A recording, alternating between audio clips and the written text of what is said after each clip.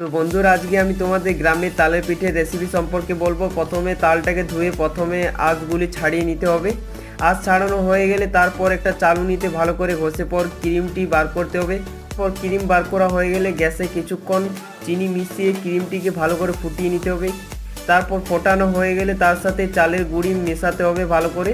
তারপর আটার মতো ঠেসে নিতে হবে। ঠাসা হয়ে গেলে সেটাকে এবার পিঠের আকার দিচ্ছে কাকি আর মা মিলে। দেখো, এটা সিঙ্গাড়া, ঝিনুক, যেমন মন আকার দিতে পারো, তোমাদের ব্যাপার।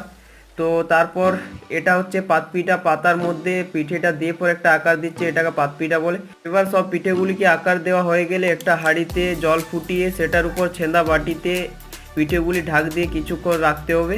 15 মিনিটের মতো উনুনে সিজতে দিতে হবে। এবার দেখো পিঠেগুলি হয়ে গেছে। তো দেখি পিঠেগুলি খুব খেতে স্বাদ হয়েছিল। তো ভিডিওটা ভালো লাগলে একটা লাইক করবে, সাবস্ক্রাইব করে দেবে আর শেয়ার করে দেবে ভিডিওটা।